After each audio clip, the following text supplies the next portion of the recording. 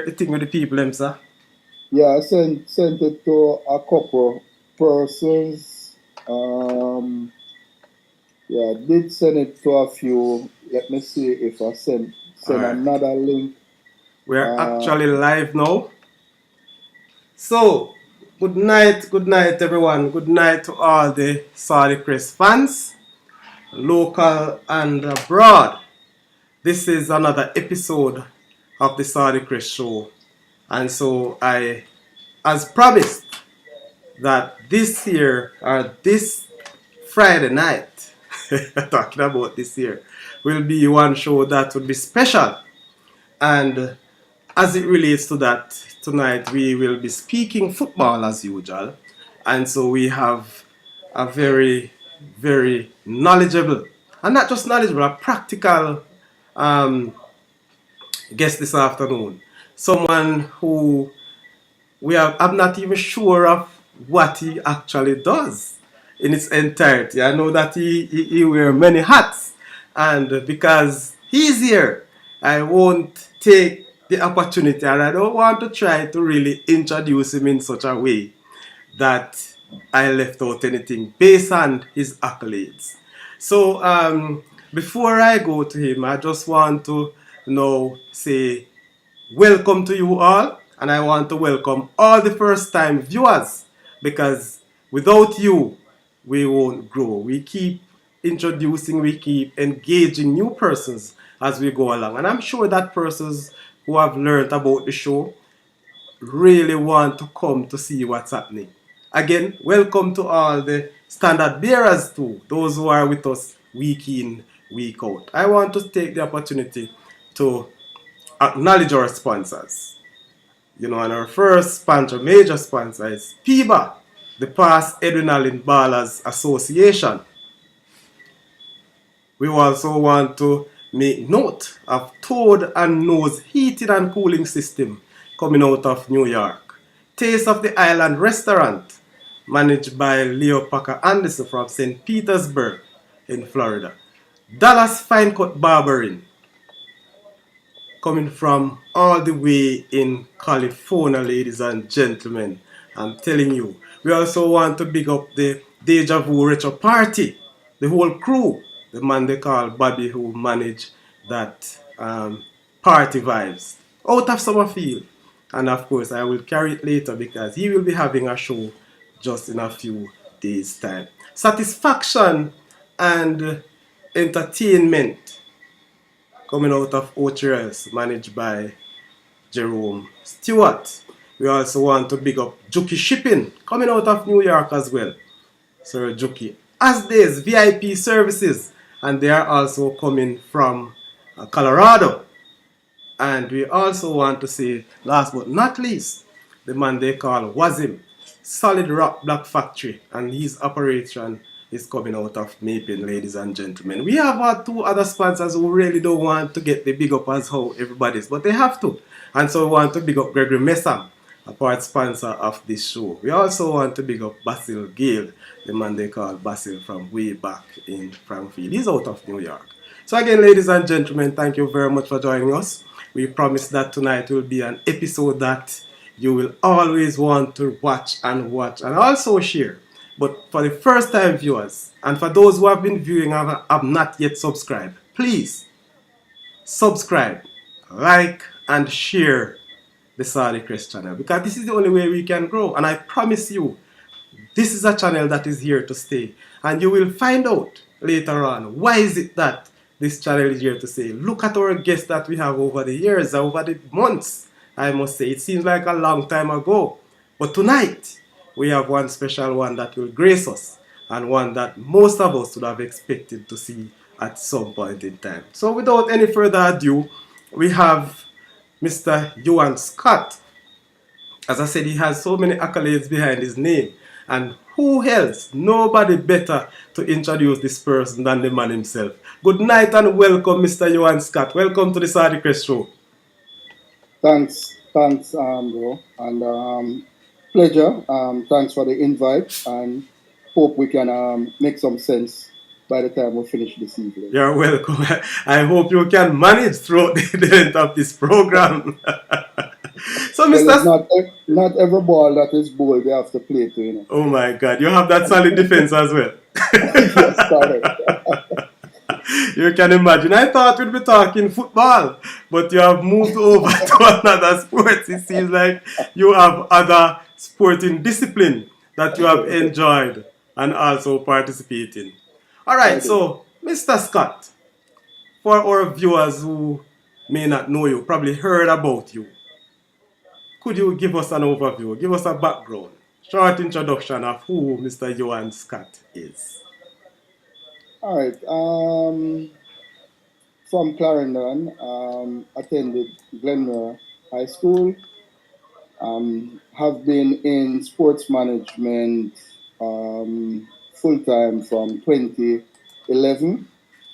Um, Played a few sports. Have not been master of any really. Did football, table tennis, Yes. and I've done management in terms of um, football, as you realize, track and field also. Um, Along with Dennis May, we started the Jamalco netball team and also part of the Jamalco track team also. Also a member of the JAAA's, executive member of JAAA's, president of the Clarendon Football Association, and hence an executive member of the JFF, FIFA match commissioner, and now being the schoolboy football coordinator for ISA. I tell you, can you imagine? I was trying to make a few jottings, but it was so much.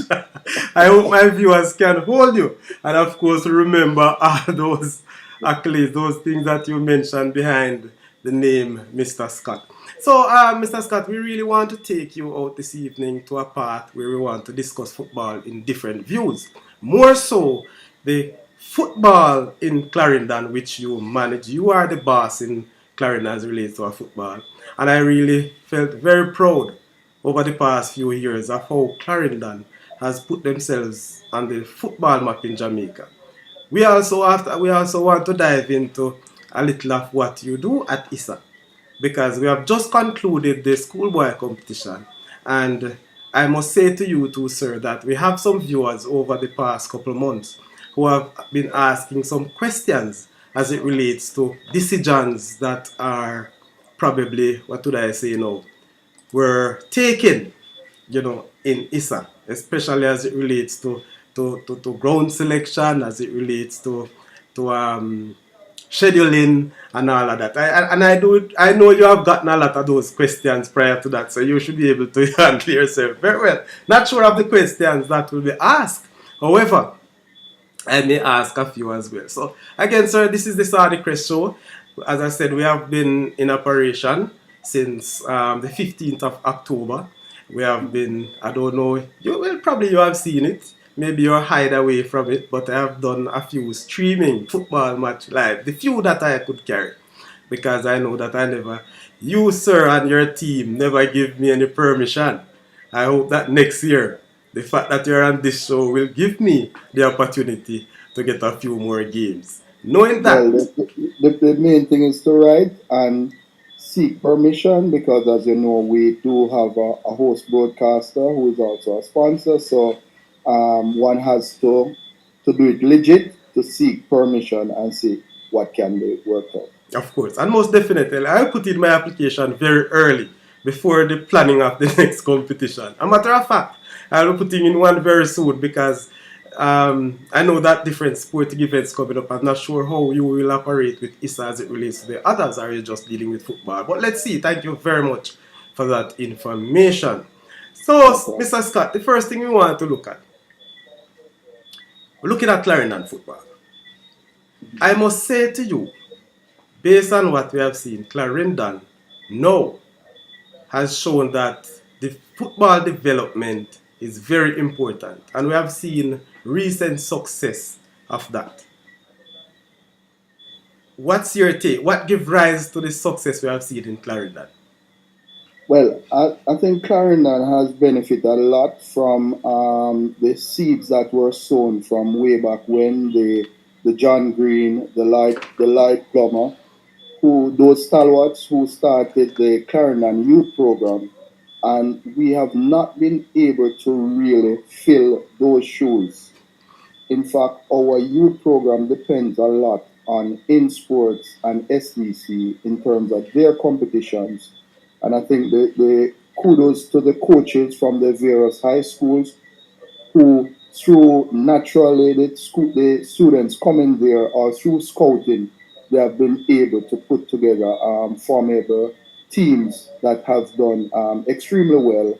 And as you mentioned, Clarendon was represented in all four finals for the all two finals for the Ben Francis and also the Da Costa Cup. In fact, it was four Clarendon teams who participated, and they also were finalists in the recently concluded under 14 and under 16 competition. So yeah, since COVID, we have not been really able to run any structured competition through the Clarendon Football Association.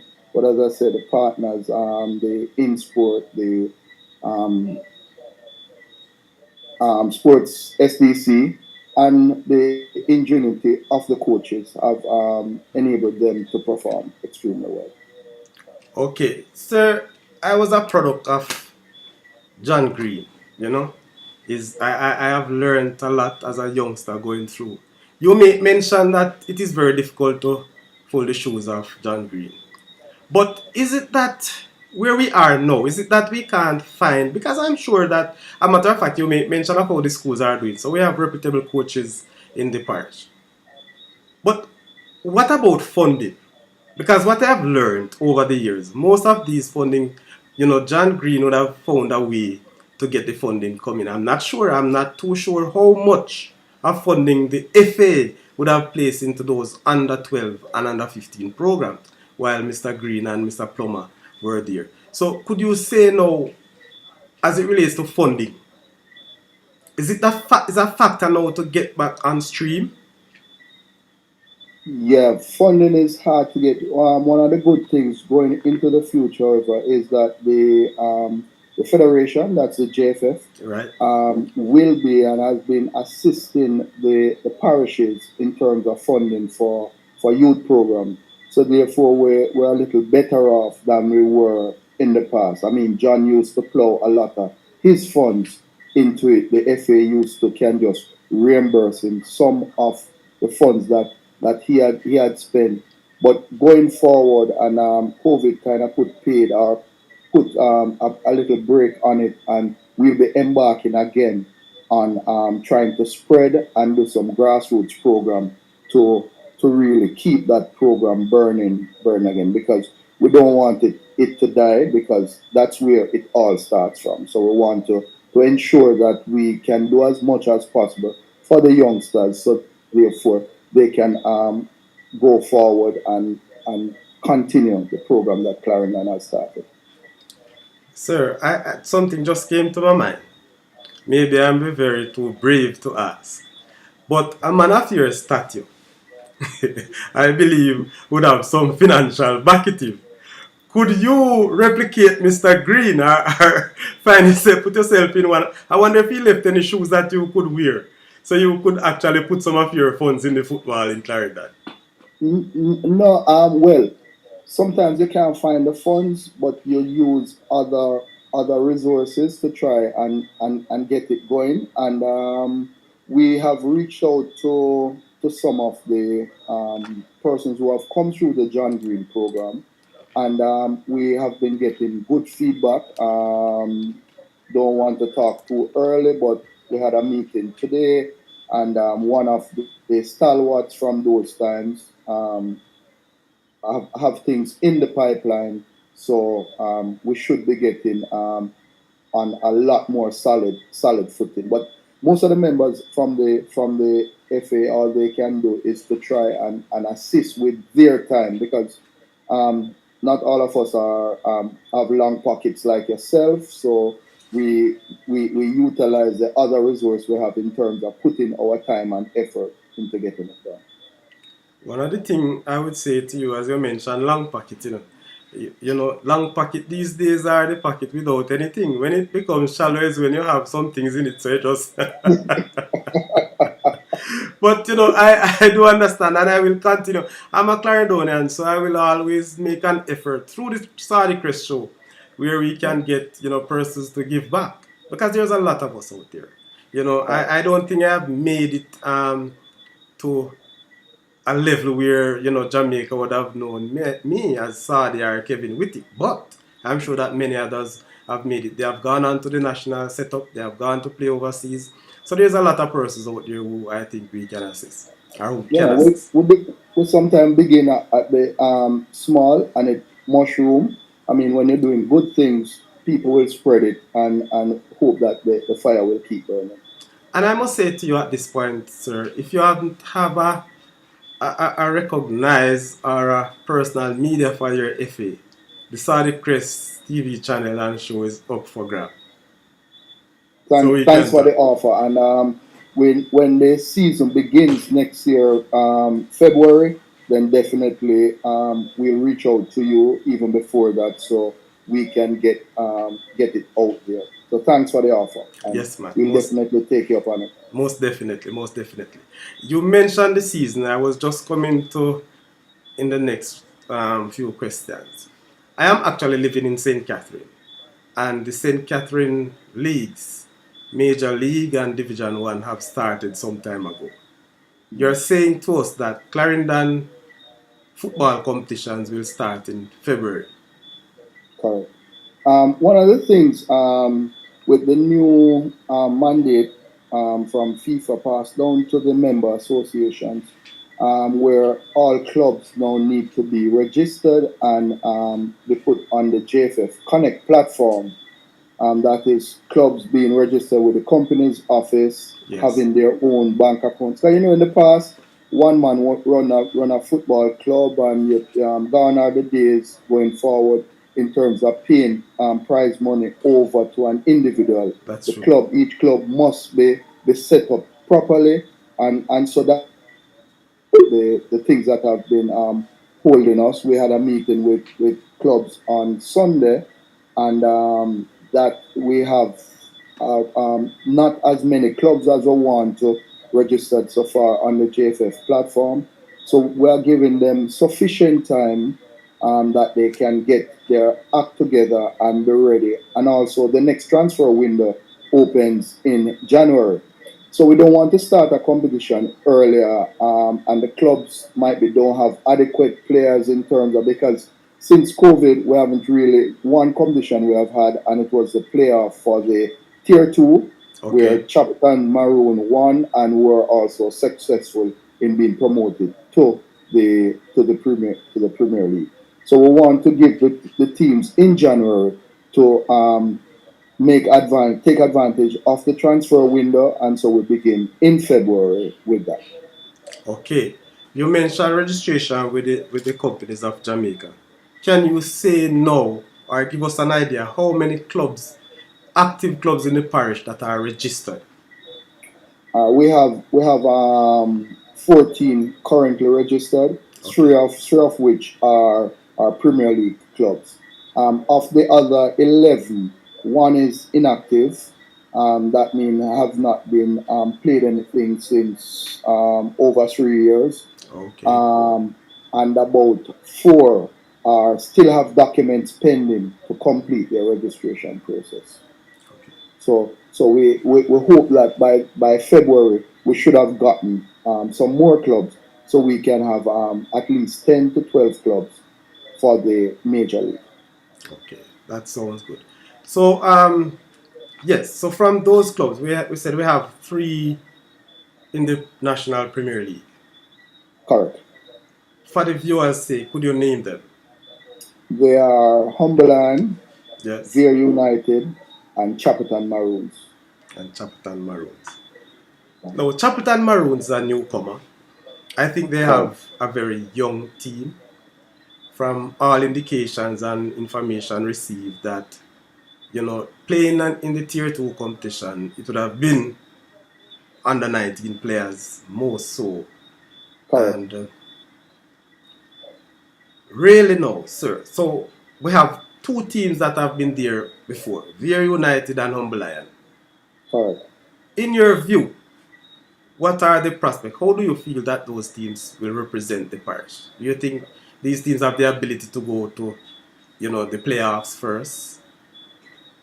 Well, I guess that's the wish of all teams to be in the top, finishing the top for the Premier League. Worse, so this year the teams will be relegated. I mean, over the last 2 seasons, teams had a holiday in terms of there were no relegations. So I guess all the teams will be up in their ante to ensure that they stay there. And I'm sure that if you speak to any one of the teams, they will tell you that there are plans, they have put things in place to ensure that they do well. I mean, no team starts out to say, "Boy, I'm gonna finish in the bottom of the competition." So, speaking to the different coaches and managers of the team, they expect to do well, and they are forced to reckon it come up to the end of the season. Okay, very good. Sir, as we talk about Premier League football, um, what is the structure, so to speak? I have an idea, and I'm sure that many persons, especially our overseas contingent, they are not be able to see the games, live or even rebroadcast, so to speak. Yeah. And what is the structure of this year's competition? Well, as for those who don't know, there are now 14 teams competing in this year's Premier League, up from 12. Okay.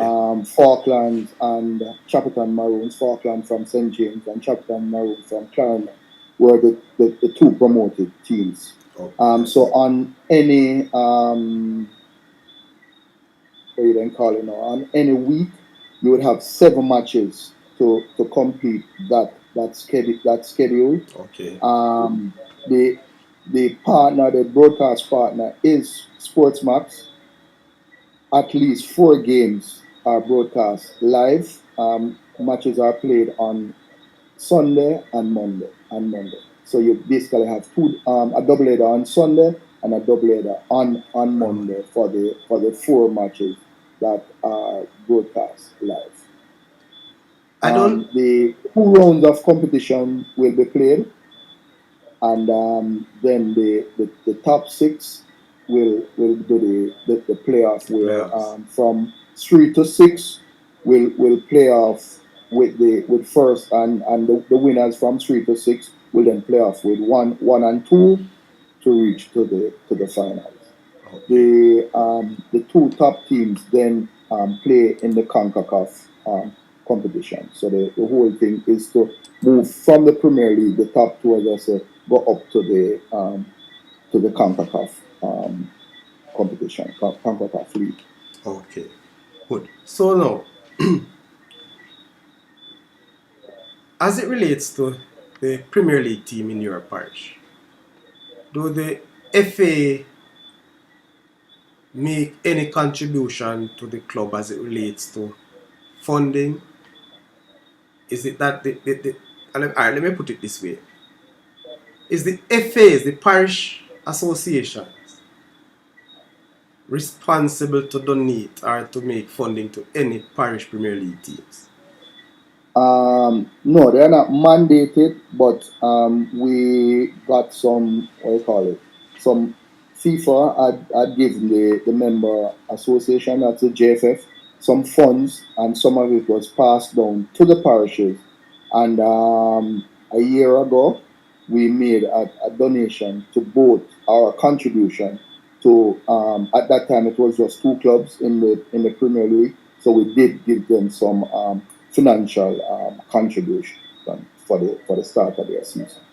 Okay. And whenever we have anything, bids, etc., whatever we can, might Yes. be not financially, but whatever we can, we do assist with. All right. Now, presently, or should I say, you mentioned of the 2 days that Premier League plays, Sunday and Monday, and of Correct. course, um, so again, we have been told that the matches are played not so much at home venues, but there are some designated venues for matches.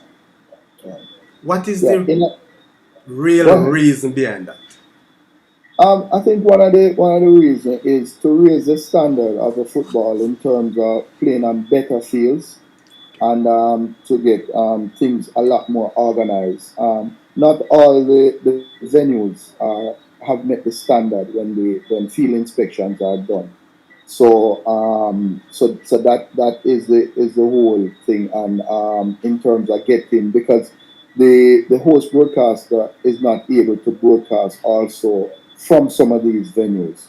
So that is one of the things for venues like Effortville, Wembley. Those have been passed, so they can do some of their games at home. Other Okay. games they go to like the Draxall, the Westbow Park, Stadium East, Arnett Gardens to do games. Have you gotten any feedback from the different fans? How they feel about this, or the fact that they have not been getting their home games? Well, fans will always the closer you bring the games to the fans, the more it's more affordable for them. But as I said, a lot of this is from a logistics point of view and in terms of feasibility to really up the ante in terms of getting more funds to the clubs. So the JFFPL have Yes. organized where some centralized venues and to get some more, because the more they make at the gates, the more it redounds to the club. So it's a trade off where, as I say, some games they get at home, some they have to do the traveling. So trying to do basically the balancing act to that both the club and the spectators get a bit of everything. Okay. Nice. Mr. Scott, is there a team in the Premier League that you support? Obviously, I'll support foremost the clubs from my parish. Yeah, but you have three clubs. Yeah. So I put my support whichever way behind all three. If they ask me for any assistance that I can, I'm able to. I don't really carry any favoritism. I mean, the three clubs are represented Clarendon, so there's no favoritism there. So, as it relates to you, there's no fanning Mr. Scott. It's just the president we're talking about. Yeah, man. I mean, I want to see all three clubs doing well. So as I say, whatever support I can give, if I have three balls and each one of the club need a ball, share it evenly. We try and balance it. Not just myself, but the other members of the executive. We try and give whatever support we can to to the clubs evenly. I don't know if other executive members might have a favorite club, but I can speak for myself. I it, want to see all three clubs doing well. So whatever I can do to lift their standard and help them do better, I'm there for it. Sir, you are so politically correct. No, I'm just telling you the fact. No politics in this one. You see, one of the things, sir, and many of us sometimes when we find ourselves in leadership role, we hide away from the fact that there's always this preference somewhere, somehow. I'm not saying that you would pay Very United more mind than Lion or Champton Maroons. I'm just asking really, from a football fan perspective, which team in the Premier League you like?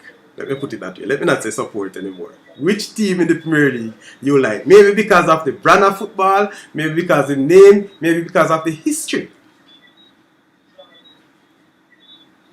um, as I say, with my three clubs, well, Chaperton Maroons just on the block in terms of at the Premier League level. But um, I was I'm a founding member of Veer United, formerly Jamaica FC, because I used to be the manager there. We brought them up through the ranks, and when they qualified at first, and then they had a name change to Veer United. So I've given a lot more support over the years to Veer United than to any of the other clubs. But as I said, I have no real preference for any of the three clubs, to be frank. Okay. Sir, the three teams in the Premier League from Clarendon. I want to move over a little bit too, but maybe I'm doing too much on Clarendon. But that's where you are from and that's your parish. How much or how would you give a percentage ratio as it relates to youth playing in these clubs or being a part of these clubs? For example, we talk about Chapter Maroons that has a lot of youth. How the youth participation in Humble Lion and Veer United? Well, Chapperton Maroon has, as clearly stated, a lot more youngsters in their squad. Both Veer United and Humberland have been doing some infusion of youngsters, and they have been ramping it up in terms of more inclusion of youngsters in their squad. So they're all heading in that direction. As I said, Chapperton Maroon is ahead of them in terms of the percentage of youngsters. But I guess the three coaches realize that that is the way to go in terms of sustainability to mix the experience with the youngsters in order to keep the club going. Yes, because I asked that question because I was just wondering, these schoolboys who have done so well in Clarendon, what's next for them for football? Do they wait until next year when the competition restarts and it's a competition, or they actually goes into these clubs? Maybe yes, but what level? I think the creme de la creme of the youngsters will be infused in those three clubs, not just those three clubs, but Clarendon has been a big feeder for the Portmore, the Harbourviews, and so forth. So hopefully they'll find a place closer to home now that we have three clubs, and we'll retain most of the top youngsters that have played for the schools in the parish. Okay, thank you very much. And let me take the time out again to welcome you all. And please, we have some persons. We are not yet full to capacity or anywhere capacity in terms of our attendance tonight, but we have much more persons than likes on the show. So remember, please like and share. And I'm sure that those who are here already subscribe. So like and share. I've just seen 2 likes and we have far more persons in it than what the likes are. Good. So here we are still speaking with Mr. Johan Scott, and we continue. We have on the mission of the Jamaica Premier League, more so the Premier League teams in the parish. So, Sir Scott, we have this. We mentioned the three teams. Um, What's your take? Do you believe we have other teams coming through the major league right now? Clubs may say maybe the way they organize and so on. Do you believe that they can contend for promotion for next year? Well, I hope so. That we will have a very good major league season in February, and that whichever club is the winner, will represent the parish well as they progress up to the playoff to contest the tier two, and will be one of the teams filling the gap in the Premier League. So, as I say, whatever support we can give to our clubs, both administratively, physically, or whatever we will do our best to give them their best shot. All right. So, mentioning that the Premier League teams will always have 14 teams. We're not going back to 12. Well, I am not affair with any decision along that line. I know the JFF Competitions and Regulations Committee always review what is happening along with the JPL. So guess we'll know soon as to what direction that's headed. All right. But 2 teams will be relegated this year from the Premier League, definitely. Okay. I hope none of these teams will be from your parish, sir. Well, we're on the same wavelength. Okay. All right. So I want to zoom in a little bit more on Chapelton Maroons. Chapelton Maroons, what about their home field? Is it to any standard? No, it has not met the requisite standard for hosting games as yet. They have done some work, but it still have a lot of gaps, Okay. and so that is why they have been playing their games away from Chapelton, Okay. from Turners to be exact. Well, I'm telling you, I can imagine those Turners fans, not just Turners, but all the way to Frankfield. Because Correct, now this Chapelton Maroon has made North Clarendon very proud. correct. And so the entire Northern Clarendon, would be showing good support for Chapelton Maroons. However, Yeah, just as some fans have stated, it's not easy to travel to Jacksall or to Stadium East to watch a match. correct. It's a whole lot of money for traveling, and so with Yeah. that, if those games are not being televised, then they will not see their teams play. So I hope, sir, for the good of it, that the FA can assist, wherever necessary again to get that feel up to scratch. Because as me say, trust me, Sir Scott, the fans are hungry for football in that area. I know. They are hungry. I'm fully aware that. I know whenever we play matches up that side, we have a bump. We have a bump up there. But as I say, the whole infrastructure and everything for the Premier League level is not there yet. I'm sure that Cash is doing his best to that next season he'll be ready to host matches, whether up there or somewhere else. Okay, right. Now, Sir Scott, the matter of the pitches in Clarendon. You have mentioned that the Premier League teams, we have two out of the three have good pitches. What about the other grounds in and around where major leagues will be playing? How the condition of those pitches are? Um, they are at different standards. I know some of the clubs have been working on getting their field up and ready. Colgate doing some work.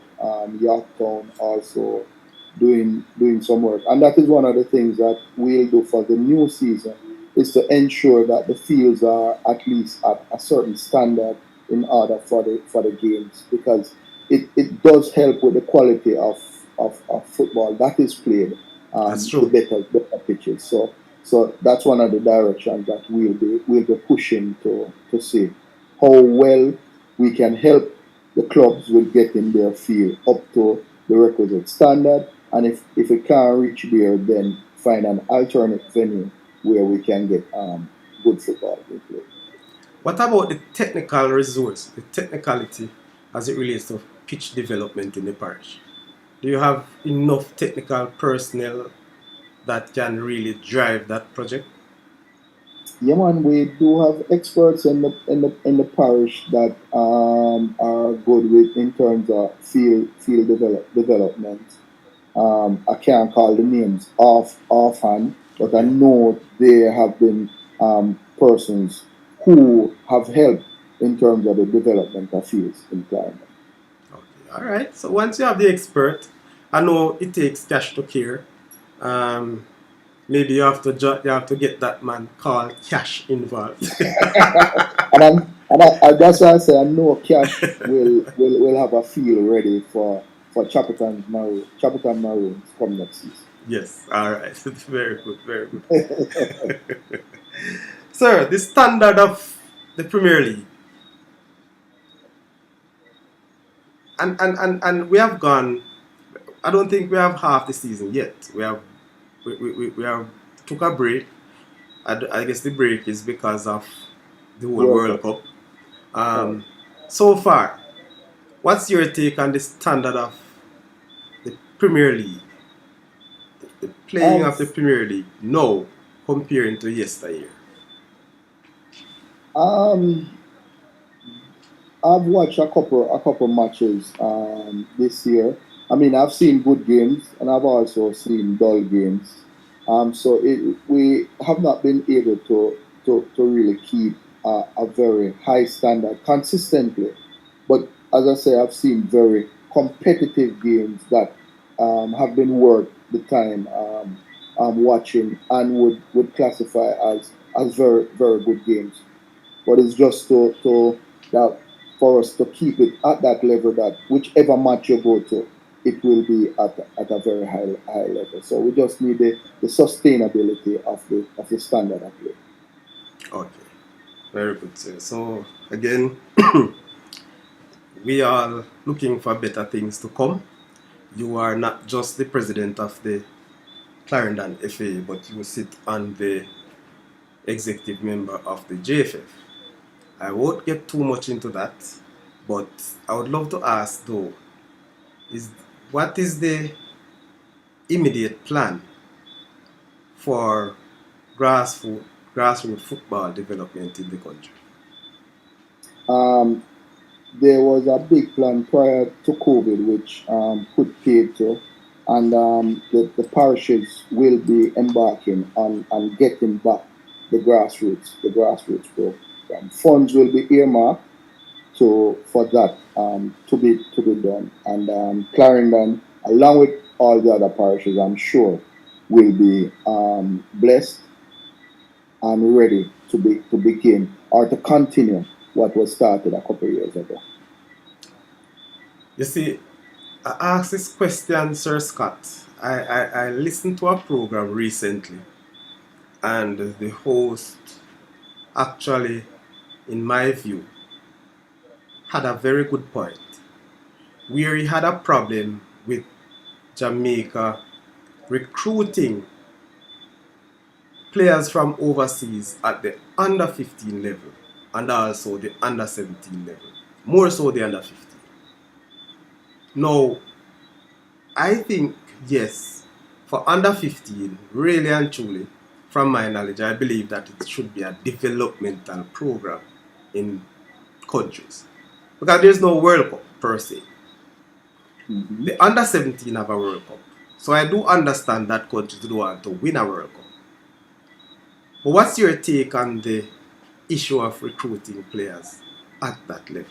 If we want to develop our own players, because I'm not saying that these players are not ours now, the overseas, right? But the fact that we have youngsters playing Dakasta Cup and Manning Cup who are 14-year-old, 15-year-old who have a chance to play. What's your But take on it? I think, in fairness to the coaches, though, is that one of the things, first thing they do is to start the searches here, where they sometimes have confed, go to the different confeds, or go to the different parishes where they look at the best talent there. Then they make a cut and then they try and fill whatever gaps. So I don't think their first thing is to look outside. They look inside and then say, hey, we have this score.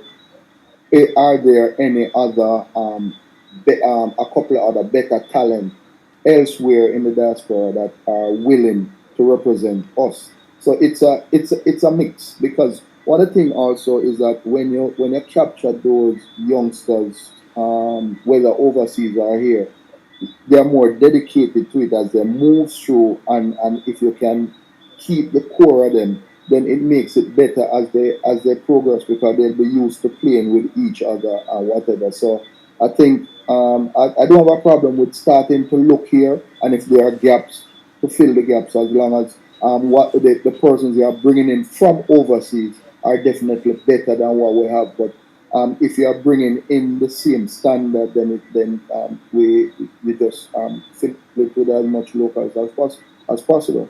Whosoever coming in should be basically a cut above what we have. Exactly, because we are searching to make things better. But Correct. de facto, Jamaica, the parish association, do we really scout outside of the football season? Are we only actually do our scouting and our recruiting during. For example, now I know that the national under 17 team or squad is in training, is in on camp. I don't know if they're still camping over the weekend, but they were last week. Now, Mm-hmm.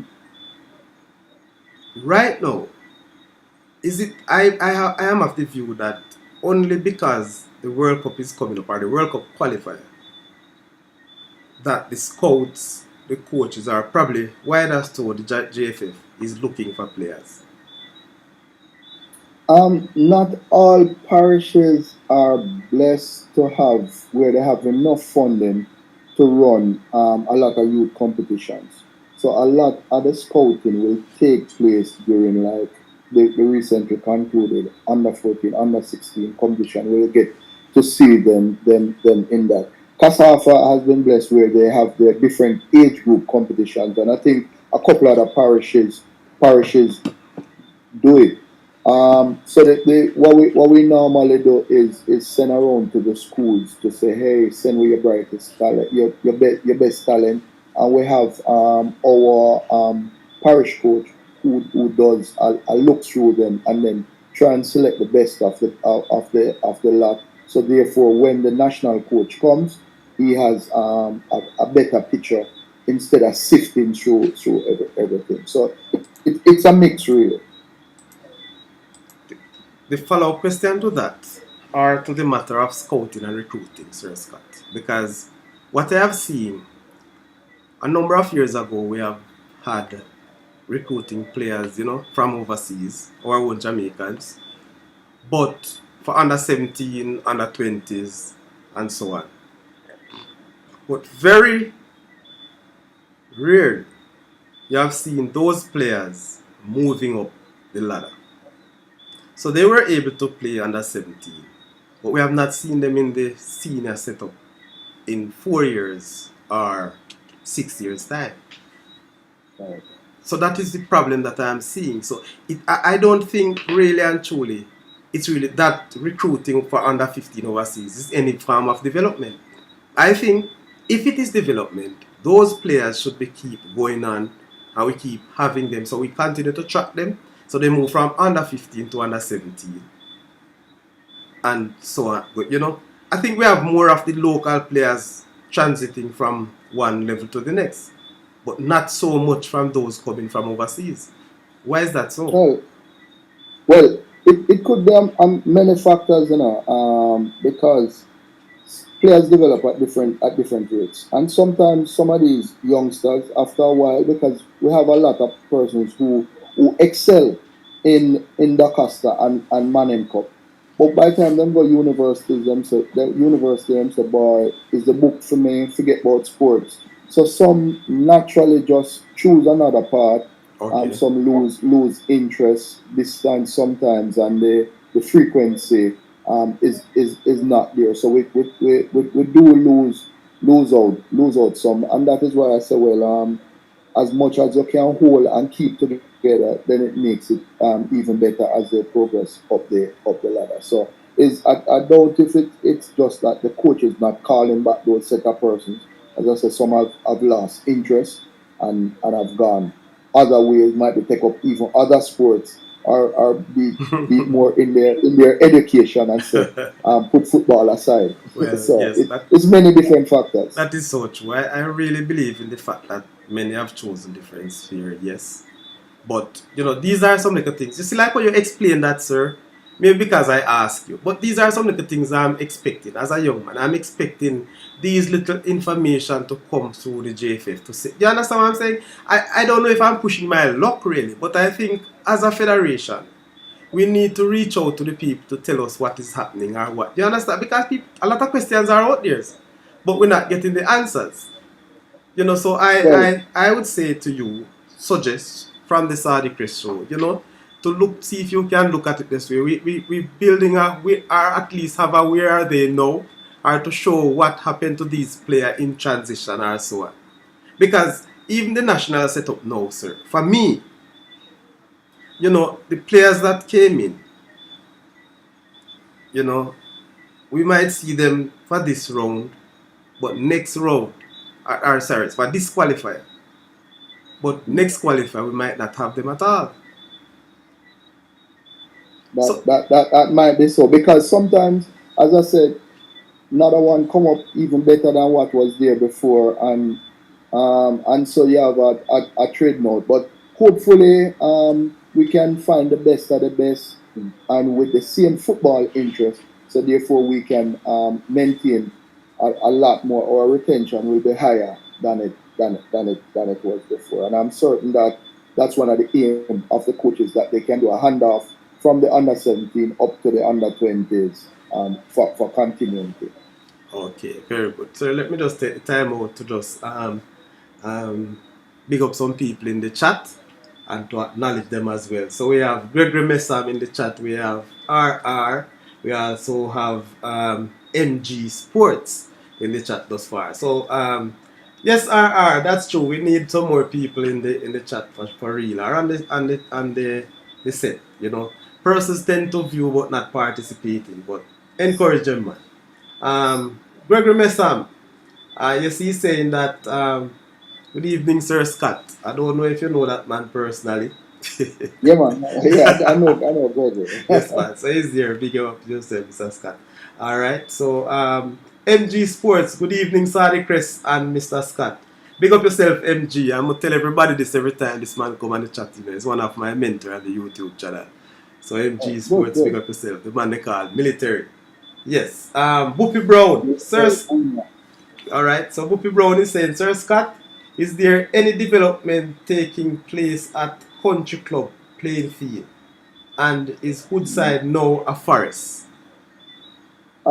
for country club, we are trying our best to see how we can get that facility um, activated and completed, because that's really a very good location, and would be a very good facility if developed. So I know, myself and President Ricketts spoke the other day, and we have planned. We are trying to get the relevant parties together to see how that project can be reactivated. So yeah, that's in the pipeline. Hopefully, we can. It's not a long pipe. This is a long pipe, not a long pipe, and not a very big one either. Correct. All right, so you hear that, Sir Whoopi. All right, so you're gonna miss Sam, as usual. We are there now, but I am still here, Sir Sadi. All right, sir. We no gone nowhere. Yes, Pai, I know. And people, I see you in the chat, and I encourage you. I ask you to call WhatsApp, 876-501-6625, 423-8454. I mean, I might asking all these questions, but I know you have your questions too that you would love to direct to Mr. Scott. So you can call us, and remember to share and also like as we go along. So yes, Sir Scott, and I just want to have one other question as it relates to Premier League football or football in the parish before we goes on to the, I believe, the hottest topic, schoolboy football. Um, what about referees in your parish? um, Referees in Jamaica, we don't have enough. Clarendon has been blessed to have a lot more than some parishes, but still not adequate, because one of the challenges in the recently concluded schoolboy football competition was the whole getting enough referees, especially for the U14 and U16. So there's plan afoot for to see how we can up the amount of referees that are available, not just for Clarendon, but right across in Jamaica. Because unfortunately, I'm a member of the referees committee also.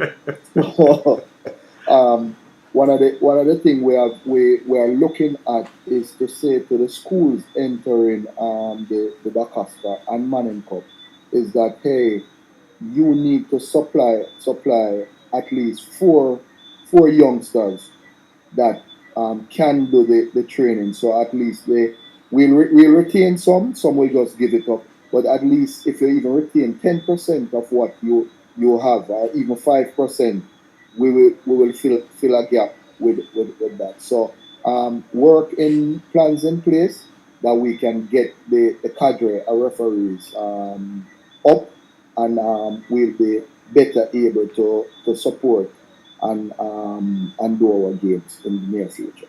Okay, I have a point on that, but Boop is asking the follow-up question. What about Woodside? You, Woodside, I have not looked over that era in quite a while. The last time, his description of it could be correct.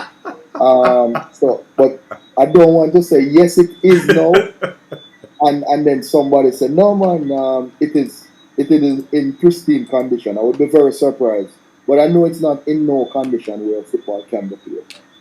Boop is very passionate about Woodside, because he was a member of the Galaxy team then. I know, man. I know Bupe. I So know. I know. I know. I he know him, will man. I know continue him. to ask those questions.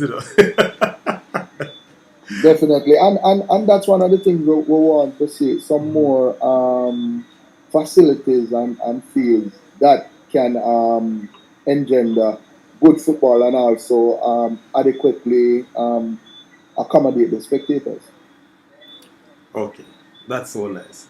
So the point I want to make, as you mentioned, the schools and the youngsters get into, you want to recruit them in the training for referees. Some time ago, sir, I've made a suggestion. It was firstly through the St. Catherine FA, because I was teaching at Yuatan High School. That's where I, applied my craft. I was coaching and everything. And when I look at the fact that referees are always short as it relates, especially coming to schoolboy competition, I Yeah. suggested that grades 10, 11, and six farmers. Because Hmm. now, in recent time, matter of fact, good time now, that education and sports has been a subject in the Cape level. So they do it at CSEC and it All goes up right. to Cape. Now I'm Right. saying, with that, these are the students that I suggest that they should target. You won't get everybody. But as you said, if you can get a 5-year or a 10-year, just to get them in. But one of the things is that if you get them in, if you don't give them that immediate practice for them to get to love it, it may just you just want to train them and then it takes a while for you to get them into game situation. That would be a problem. So the further suggestion to have those, especially from the sixth form level and also in the colleges. How we have GC Foster College. I can't see how we short on referees. So if Yeah, we can, Victor. There's plan afoot to meet with the GC Fosters, the Micro, the UTech, etc. Especially those that have sports program to get a lot more, because a lot of our current referees are former, and some of the former one went through the GC Foster Sports College. So that is also in the works, where hopefully it will bear very good fruits as it has done in the past. yes man, because trust me, if you get those one in training and get them to do those under 12, under 13, under 14, and under 16 competitions, then that's just the learning. I've seen referees now, top referees in the countries now. When they started out, you wouldn't believe that they would have passed the very first stage. And so we need to, get them in, not just for, the academical training, the rules of the games and so on, but let them Mm. practice. Let them fail Yeah. in the practice and come again and feel what it is like, you Correct. know. That's where Kevin Morrison started, as a youngster, Right. doing some youth games, some practice games, and he ended up as one of our top FIFA referees. Good. So yes, that's what we plan to do. Do some training and put them with some experienced persons to cut their teeth, as they would say, in the under 14, under 16, and another youth competitions, and see the ones who really have a knack for it, and hopefully they'll realize, hey, here's a way where you can earn some little extra funds, and love it. And the exposure as well. Correct. The exposure. Correct. All So it's right. working progress. Thank you very much, Mr. Scott, and speaking to us on, Premier League, the national setup of football. We never take Mr. Scott through the rigs of the JFF. we have persons in the hierarchy who I believe we want to speak to. And so through you, sir, I am seeking audience with the General Secretary as soon as possible. Our fans want to hear. I will pass it on. Thank you, sir. Our fans want to hear from the GenSec. And maybe, I'm not sure if I'm too local, but this is a big show. Mr. Ricketts himself, Well, would be love Mr. Ricketts, to grace I this show. mean, he doesn't make appearances based on whether the show is big or not. It's based on availability and the request. So I'll pass it on to both himself and the Jensen. Yes, man. Thank you very much, sir. Thank you very much. All right, No so problem. we continue in the chat. Trevor Wittick, big up Sadi and your guest. Respect. So Trevor Wittick want to big up yourself, Mr. Scott. Tyrone James, good evening, great ones. Blessing Sadi and Mr. Scott. All right, so again, these are some Caledonians, and Yeah, man, greetings. respect Tyrone and respect Trevor, man. You don't know Trevor is a man have to call, This when you hear him call. And so again, people, Tyrone, we want to hear from you. We have never heard your voice on this show, so please give us a call. The WhatsApp numbers are running on the screen, sir. Ensure that you participate tonight. All right, Sir Scott, my own view, I think we're moving on to. I hope you're not getting sleepy yet, This is a show that tend to stretch along, but let's go. Football, high school football. You are the competition director or coordinator for ISA. Is that Coordinator, correct. Coordinator. Competitions coordinator for schoolboy football. For schoolboy football. What is that job entails? It entails basically organizing the both schoolboy and also in high school football competitions, both for both genders. Doing the fixtures, in consultation with other members of the competitions committee, the chairman, etc. Sir Lindvern for the Costa Cup and Dr. Anker for Manning Cup, along with the president and other members to ensure that things are put in place for the smooth running of all the competitions related to football.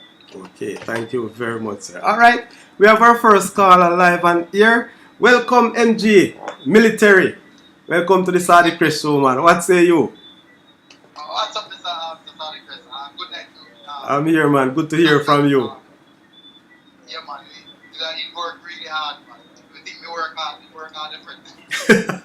What do you mean, sir? Sir Scott. Yes, sir. Good, sir. Him say you work hard, man. Him think him work hard, but him say you work harder than him. Yeah, man. Put in something. Before you come up with this point topic, yes. I want to ask Mr. Scott because we know it's heavily involved in football. No problem. What, in regards to the improvement of the local Premier League, what are the steps you think we can take to improve the local Premier League? Question to Mr. Scott. Could you repeat that, Kevin? All right. He's asking what are the steps taken to improve the standard of the Premier League football. That's it, MG? Okay. You hear that one now, sir? What are the steps taken to improve the standard? Go again. What factors can we implement, or steps can we implement to improve our local Premier League? Well, one of the things taking place over from the last season is playing on better surfaces. So that's one of the things. When we were in COVID and we were playing at the Captain Horace Burrell Center on the turf, the persons had commented that the standard based on the predictability of the bounce and so forth had improved. So the whole quality of the fields was one of the major factor that can help in terms of lifting the standard of the football. And I think we're headed in that direction with a lot more attention being placed to the surfaces than the venues being used. So to me that would carry it a far way in terms of lifting the standard. Okay. Yeah. This might be a question that is way off. The Women Premier League. I'm sure you might know that is taking place right now. Are there any implementation of coverage being going on? Because I for one would love to do some coverage of that. Just like I did with the Tier 2 commission. I was the one who did the coverage for the Tier 2 commission. I would love to know if there is possibility of getting any getting to do some level of coverage for the Women Premier League. Well, MG, of course, you can send in the request. If you want, you can send it to me, and I'll get it to the right persons because I'm a member of the JFF Women's Committee, so can get that, and see if we can get permission for it to be coordinated. And of course, we need the coverage because the more persons, not everybody can get to come to the game, but um, the getting it out there will definitely help to bring other persons to the game. So definitely drop me a line or send something to JFF, and I'm certain that we can talk and work something out. All right. Last question. I know, so we're going to touch on the schoolboy factor now. But there's the three things that's for. Last thing, I think that was actually a very successful schoolboy football season. For many people who don't really go schoolboy football, this was actually one season that we have one of the biggest turnout in fans. A lot of people don't know because even if you watch about the 2019 finals of the schoolboy of the Oliver Shield, it wasn't big like the last finals we had the other day. Just a couple days ago, it wasn't that big. What you just say is the biggest accomplishment this season in the schoolboy football competition? The biggest accomplishment to me was well, one has to look at the amount of the number of schools that participate in. That was a big plus. I think we had 86 the Costa Cup teams and 37 Manning Cup teams. We were affected by the weather, adversely affected, I think, 2 weeks by the weather. So to really get everything crammed in and the cooperation from the schools and the coaches was a big success. Was really thankful. I mean, some weeks we had to have teams having just a day in between matches in order to fit everything that we could finish before Christmas. So being able to really put everything together and to have little incidents as we went on. When we started, one of the challenge was the amount of red cards, both from the players and also coaches. So in terms of getting a hold of the discipline and to end with it being down. Um, that was one of the big success areas. All right. Last question. Probably know I can't ask so much questions. Go ahead, man. Go ahead. What do you think we can do next season? What we can implement next season that you see as an improvement on what happened this season?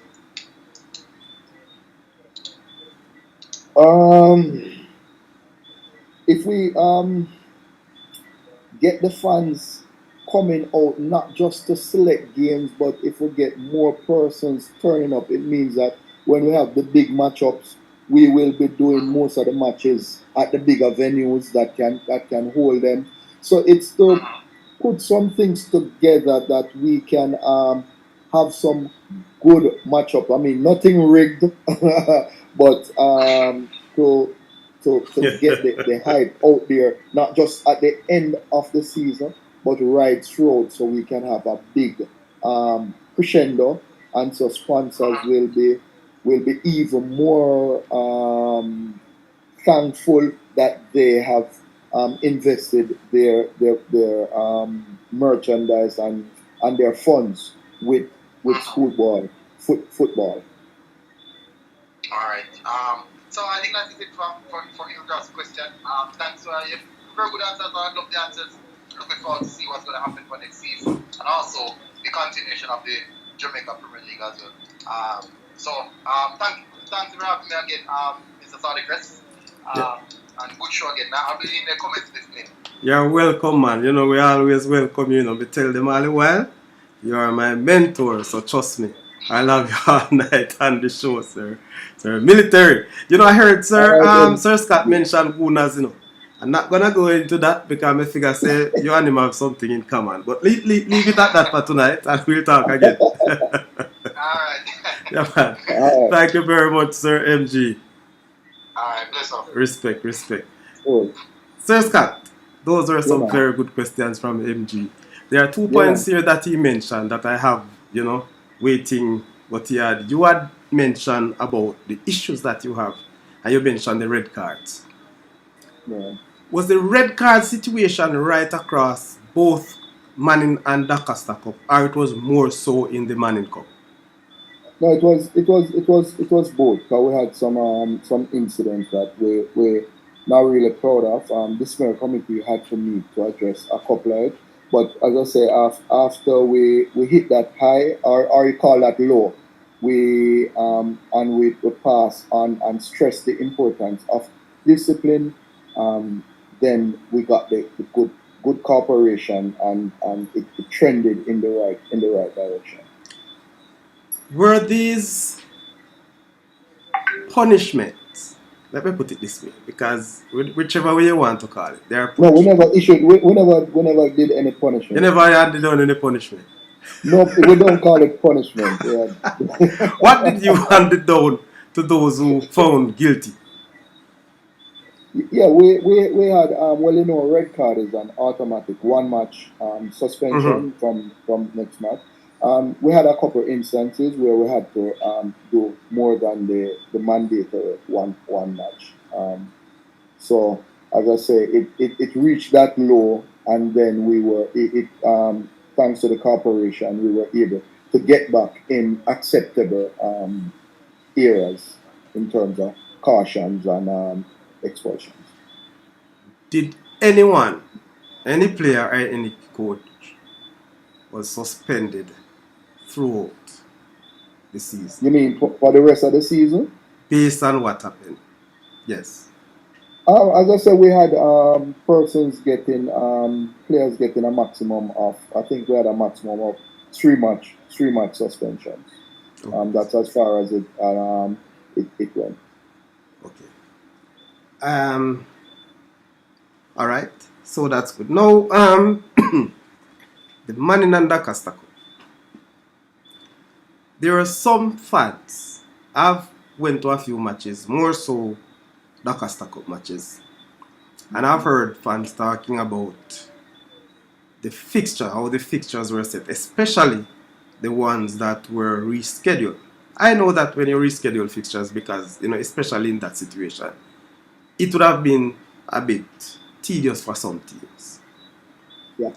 I am sure that some schools probably may protest or play under protest. That's just my view. And I think I've learned of one. Were there any situations that you believe you could have dealt with differently or better in terms of scheduling? All right. One of the things we're faced with is we have timelines in terms of completing certain things, and so we had where we had to finish the preliminary round. As I said, we had 1 whole week of matches being put off, and for the most part, at the initial part of the fixture, what was done was a standard every 3 days teams will have games. Okay. And for the last part, we had put a buffer that we had might be 6 or 7 days between the penultimate game and the final one.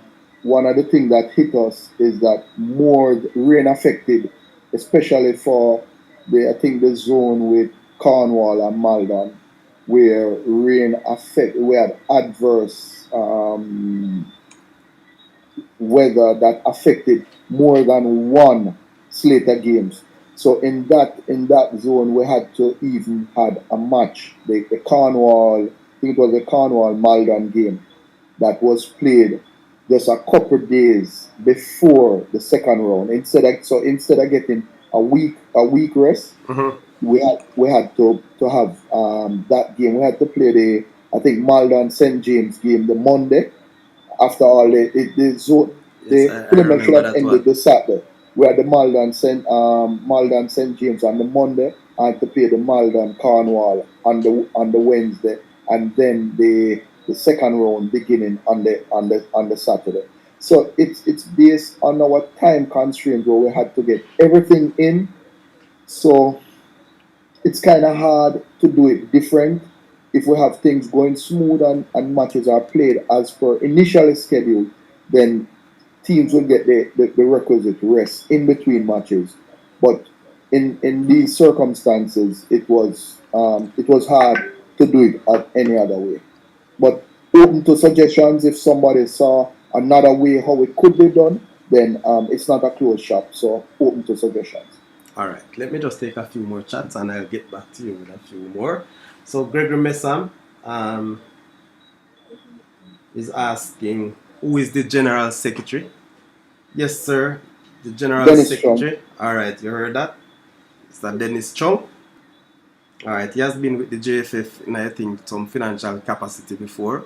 That's so, sir, He Scott? was a he was a co-opted member on the executive, and then when the vacancy for general secretary came up, he applied and was selected as the general secretary.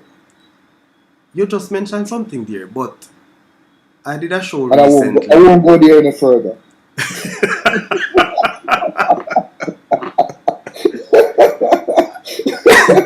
I have to get you there. You have to go somewhere. You don't have to go there. But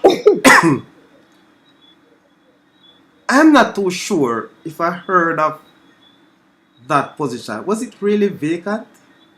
The Gensec? Well, Publicly. it can only be filled if it's vacant. Publicly. Because you Did it can't have two made persons. You did can't it have two persons did act in the well. The JFF does not have two persons in the role of general secretary. So in Mis- order for it to be filled, there's a vacancy. Mr. Scott? Did that position be made vacant to the public? You mean in terms of inviting persons to apply? Not necessarily inviting to apply, but was it communicated that the farmer the farmer Gensec is no longer the Gensec, and so we are moving ahead to fill this vacancy Yeah, man, publicly? I'm sure because I know the the post was advertised. I'm sure the post was advertised. So in order for it to be advertised, yeah, it was made public, and I've heard the president speak on it a couple times. So this was persons submitted applications, shortlisted was done, interviewed was done, and so hence Mr. Chung was successful. Yeah, man, Okay. I know more than I'm certain that more than one person applied, and the process was carried out. Okay. Thank you very much for the clarity because there are some No problem. questions as it relates to that from time to Yeah, man. time. All right. So Gregory Messam, Sir Buppy, you can tie the goat over Woodside. Mr. Scott, you know what the goat is?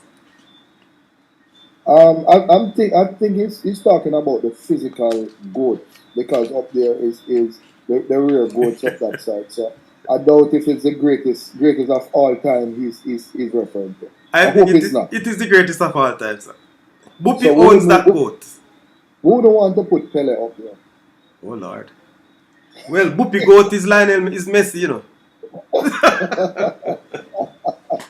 So until Buppy get a chance to defend himself. No, Sorry about that. I put Messi as GOTT, the greatest of this time. The greatest of this time. What would make Yeah. Messi the greatest of all time? A little more accolades and so forth under his belt to match the great Pele. But the only thing I Messi mean, haven't had yet is the World Cup.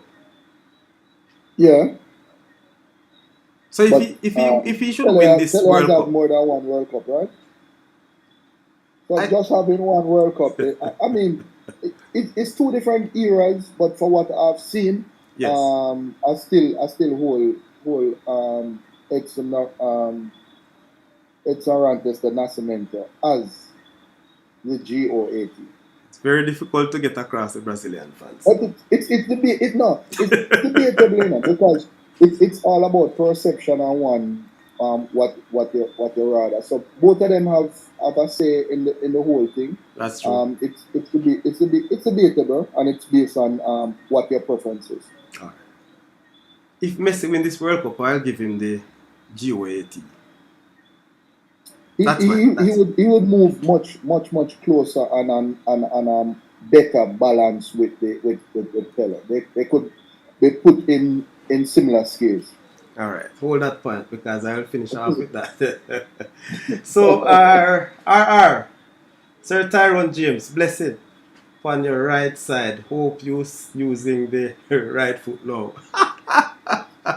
When you get old bass, one well, listen, a one left is a one left. And not just Tyrone James, you know.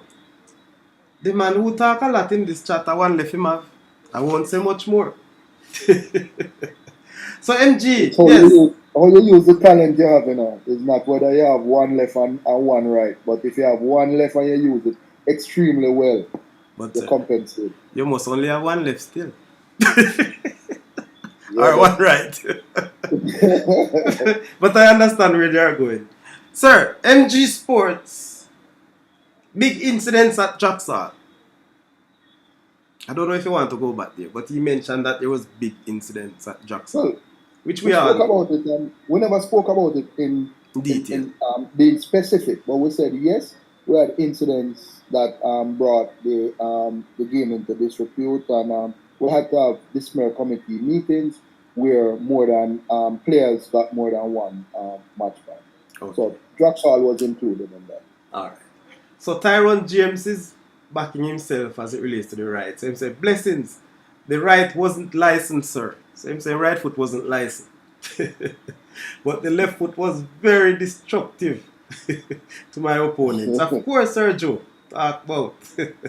Our Tyrone cool now. All right. RR again. Pele's still the goat. Pele's still the goat. All right, boss. I take nothing from you, but me tell you, I'm not so much a Messi fan. I'm not an Argentina fan. But I will say if Messi win this World Cup, I'll give him that goat. If I'm the goat, tell him I get. Yes. All right. Sir, we learned coming out of the first round in schoolboy football.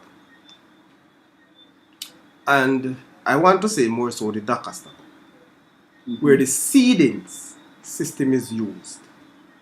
Mm-hmm. Can you, in short, explain how the seedings come about or came about? The seedings are done based on the performance of the last season, where teams get a certain amount of points going into the next the second round.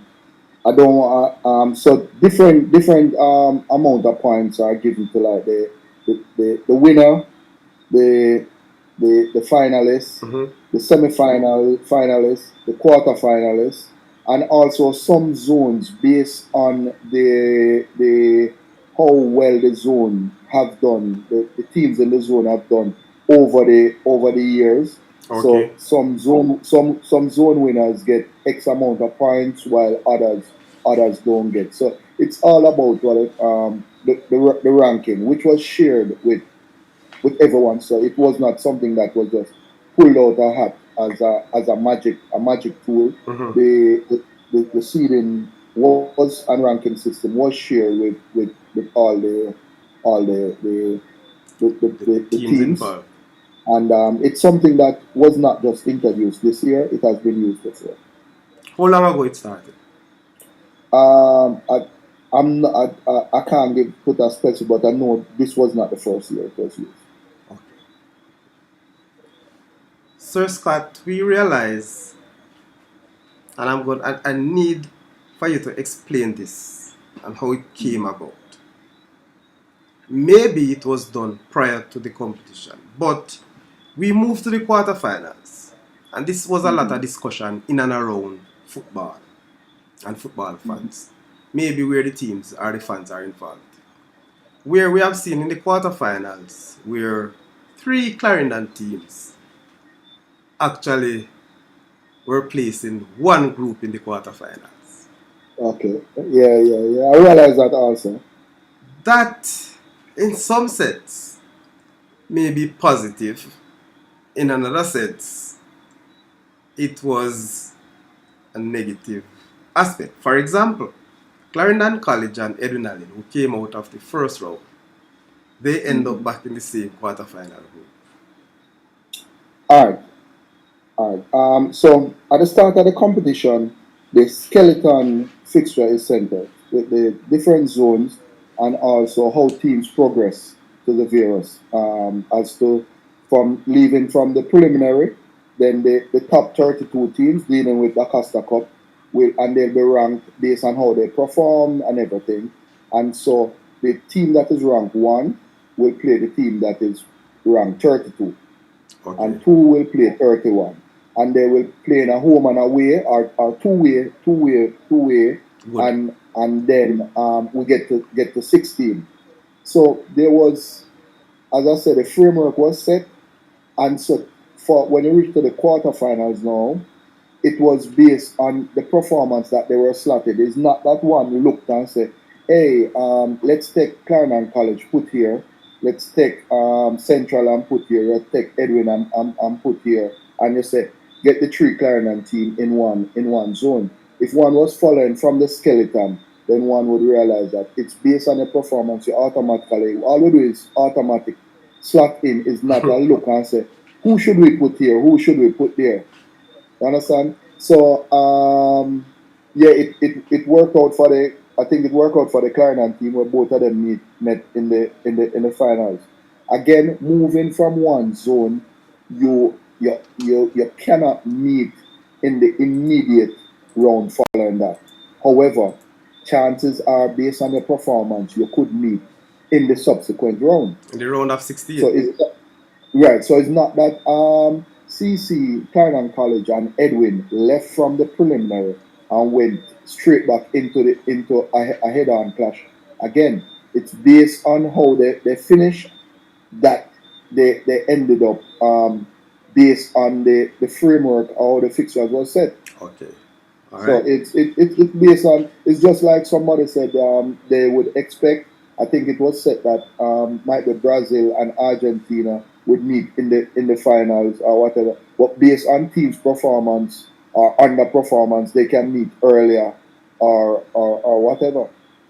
True. So and that's the important thing of sharing the framework, so persons don't think you're cooking anything because in this competition we stay away from the cooking. It's the same thing where in the Champions Cup where we had it that team 1 the match 1 would play match 4, match 2 play match 3. However, some person have had it as JC playing KC and Stats playing Clarendon College. But when we showed back as to how the fixtures were set, they realized that hey, the fixtures went according to how it was set, and it's just how the winners met up, and it was not that Issa or myself was trying to say, okay, get rid of prevent a JC KC matchup before the finals. Sir Scott, you mentioned that, and I stand for correction. It's just a pity I can't get it back now. But I think the very first fixture that went out, our schedule went out for the Champions Cup, it was actually different from the actual one. No. Who sent that fixtures? Not me. Well, I'm not Might be sure. somebody else sent I'm not it. sure who Right. sent it. And these are the situation now. So The only official fixtures come from are sent out by me. I mean, somebody might twist it and do a matchup that they think should be, but we stand by and we double check as to what was the intended fixture, and the matchup as it went on was indeed as was set out from the start. I remember that we set that as a bare framework because the initial teams had to be drawn to see who would play who at the initial stage. So in no way did we do any prediction to say, well, we want this team to meet that team. It's based on performance, and you just drop in the slot. I wouldn't say prediction, on your part or the or Issa. But Mhm. sir, I'm sure. And as again, I will get back to some notes I had to see if, because I think the fixtures that I got was pulled on from the internet, from the Issa site. As well as it is highly possible that, as you may mention, persons could twist it for a matchup. Yeah, man. So I accept that. Yeah, man. We double check. We double check myself, the chairman, and the president. We double check as to what was the thing 1 4 2 3, and it was as we had put it, and Mhm. the other information that was being broadcast out there was incorrect. And I'm sure you heard that um, question before, or that browses as it relates to change of fixtures. You heard it before while it was Yeah, going, man, right? I got quite a bit of cussing, and I was able to prove that, hey, this is what we had out there. In no way did we change midway. Did you And get any complaint from any of the schools involved? did I get from the school involved? No. Question was asked, not a complaint. Okay. Question was asked for clarification to say, hey, they saw it on some other forum that it was this matchup. How are we now saying that? And when explained, it was shown that we hadn't changed course. We were staying along the path that was set. Okay. All right. Nice. Assist RR making a few comments here in the chat. We need a proper mini stadium at Clarendon. Sick of states hosting top games. Well, it's a matter of the lack of resources in the rural area. In former days, regardless of who play who, whether it's a team from Portland and a team from Mobile, you're going Draxall. Um, well, gone are those days where it's not an automatic set for Draxall. It's based on where the teams are from and Mhm. what is the best facility and all the resources to host the game. I mean, persons say, well, the two Clarendon side or the four Clarendon sides should not be brought to states to play the game. And then I ask the question, if you're going to play a doubleheader that requires light, and we might not have the best of light at states, but it's light enough that the match can be played. Our only other option was to play a 1 o'clock final, which the teams don't really look forward to playing a 1 o'clock final, and so we had to make the decision to play at Stets, which the surface is one of the best surface in this era. I mean, Catherine Hall was not did not reach up to standard yet. I mean, it's on the recoup, and should be good, but it would be worse carrying the four Clarendon sides all the way to St James. You'll be taking them too far away from the fans. So when you look at the option you had, we had to go to steps. Well done, sir. Well done. I think I accept that answer.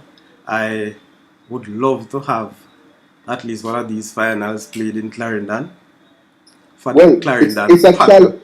It's a populace. challenge. It's a challenge for us to ramp up a facility that when a final comes around, based on the teams that are involved, there will be a venue, whether in Clarendon or Manchester, to say, hey, I can give you what you want. But for the time being, until we get the facilities up where we can have more options. We're kind of tied right now, and that's one of the challenge going into next year. So hopefully we'll have persons taking up the challenge, and so when it comes around to that time, we will have options. All right, accepted, and I'm sure the fans also would buy into your answer. So we'll continue with RR. It used to be Woodside in Serebupi and the great G Mesa era and others. So you're saying that that mini stadium should have been in Woodside. That's what I said, RR? Alright, you probably could clear that one. And the Clarendon Cup competition called John Green, all Clarendon schools affair. What do you think about that, sir? Yeah, we do have we do have the South Central under 13, under 15 competition that is played in honor of Sir Green and Plummer, that is sponsored by Juicy Patties, and that's something that we want to get back to. But in terms of, as he says, all Clarendon thing playing for that, that as long as we have a sponsor on board for that, we're game where we would not throw that out. So South Central, that means Northern and Northwest is out of it. No. South Central Confederation. That is from the JFF, which is St. Elizabeth, Manchester, Clarendon, and Okay, St. Ken. okay, yeah, So, alright, so that's Juicy Patty sponsors that for the under 13 and under 15 youngsters. okay, alright, fair enough. GC Foster feel no good. That's coming from RR. Maypen to Stadium East is closer than Maypen to States. But It, RR, in all fairness, let me. Alright, go ahead, Mr. Scott. it's Sorry. not only about closeness, but we think that the rural competition should be played in the rural area, and just like how we would not bring a urban finals to rural, as long as it's really a urban final. So it's for us to ramp up and to say, hey, let's get an equivalent venue in the rural area that we can compete with, whether Stadium East or Stadium or Sabina Park. I really buy into that. It is true. It doesn't make sense to carry Manning Cup final come Clarendon or Doncaster Cup. That's Ben it. Francis go to Yeah. Stadium East. You know, it's All right. that's my view, and that's true. All right, so, sir, we look at the Champions League, and we also look at the Costa Cup, Manning Cup. Now, formally, I'm not sure when this started, but I'm sure in my time and probably after me too, the Oliver Shield used to play over 2 legs. All right. Why is it removed from 2 legs to one? I think it's based on the number of matches teams are playing. I mean, you heard JC, the coach, complaining about the short turnaround between him playing JC playing the Champions Cup and then playing the Oliver Shield. I mean, persons ask for things because they say, well, all teams should get a chance to play for all of the Manning Cup, the urban team should get a chance to play for all cups, inclusive of Walker Cup. All teams in the rural area should get a chance to play, even for the Ben Francis. But it would mean that the turnaround time between Would be short. these would be even shorter. And so, do you want to? The kids are already tired. Do you want to increase the amount of legwork? And that is why it has also gone that finals is straight penalties instead of playing an additional 20 or 30 minutes. Okay. All right. I really looked into the issue of the what do you say now, the Oliver Shield. I believe we still could have played another game, maybe a week after. So one in town, one in rural. And when would you accomplish that because most schools give holiday from say Wednesday going up to today, and you really want to end the competition within the school term. So as you realize, we had to crunch in things. We just ended. We played the last final on Thursday. That was the All Island under 14 Under and 14, under under 16. 16. So I mean, it has been a long season and crunch. And Yeah. I'm certain that next season there'll be teams that will be coming that never played this season. So it's another juggling act in terms of zoning and fitting within the time frame. But I look forward to the challenge. Okay. So Scott, again I have another request of you. If you can assist me to get Mr. Wellington on this show, or somebody else from the top grass of this show, I'll be very good. Very, very happy. Now, if you think it is highly impossible based on time now, would you like to touch on the most, what would you say now, intriguing, or some people say it's a suspicious rule, the latest rules in schoolboy football as it relates to numbers, as it relates to sitting out, as it relates to I really want to use some terms that are straight to you. But the latest schoolboy rules that actually played out in an unfavorable demeanor to some schools and to some players. Um, but it's one rule for everyone, you know. So it's not that it applies to school X but different for school Y. And I think it's a rule that has been in effect in terms of and you're referring to the quota rule Yes, the in quota terms rule. of saying three three Transfer. three transfer players, and they're looked at different light. You have under 16, and you have those who come in straight to sixth form. So it's one rule that is applied straight across the board. So it's not looking at one school differently. If one school have in the transfer market a whole lot more than other schools, then it will affect them even more.